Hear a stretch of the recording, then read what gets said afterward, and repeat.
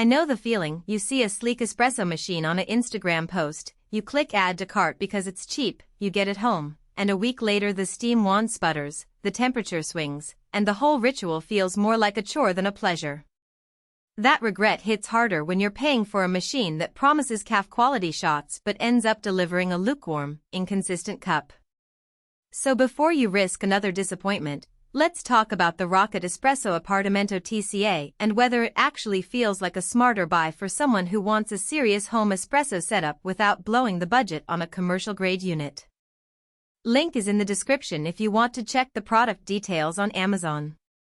First off, the Appartamento isn't a reskin of an older model. Rocket rebuilt it from the ground up, which means the layout you see on the countertop is the result of a design team that tried to solve the exact pain points people complained about in older home machines.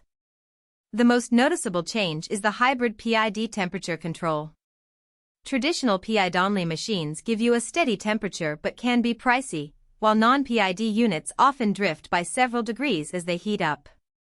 Rocket's hybrid approach lets you dial in the brew temperature with a simple knob and then the system fine-tunes it behind the scenes.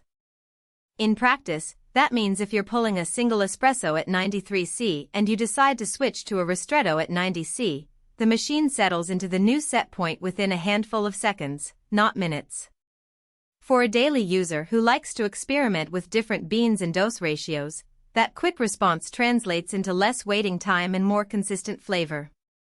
The machine also adds a 30-minute eco mode. When you're not in the kitchen, you can engage standby, and the heater drops to a lower power level while still keeping the boiler ready for a pull. I've tried it in a small apartment where the thermostat is already fighting the winter chill. The eco mode shaved off a couple of dollars on the electric bill each month and, more importantly, it kept the boiler from constantly cycling on and off, which can shorten the lifespan of any espresso machine. The trade-off is that you lose the instant convenience. You have to wait about a minute after hitting the power button for the boiler to come back up. If you're the type who runs to the kitchen for an espresso the moment you wake up, that extra minute might feel like a nuisance, but most of us are already juggling a few minutes of morning prep anyway. One of the more subtle yet useful updates is the RGB indicator light. It glows green when the machine is ready, amber while it's heating, and flashes red if there's a temperature error. It sounds gimmicky, but after a few weeks of use, it actually saves you a glance at the pressure gauge or a guesswork moment wondering whether the boiler is finally stable. The light is bright enough to be seen across a kitchen island but not so harsh that it disrupts a low-light evening brew. The visual cue becomes part of the routine, especially for beginners who are still learning to read the little pressure bars on the gauge. Now, who should consider the Appartamento? If you're an intermediate home barista who already knows how to grind, dose, and tamp, and you own a grinder that can consistently produce 18-20 gram doses, this machine gives you the temperature precision you need to push those beans to their full potential. It's also a good fit for someone who appreciates aesthetics. The black case with copper accents looks at home in a modern kitchen, and the handcrafted Italian finish gives a sense of permanence. The machine's footprint is relatively compact for a dual boiler system, so it works in a modest countertop space without forcing you to clear out other appliances.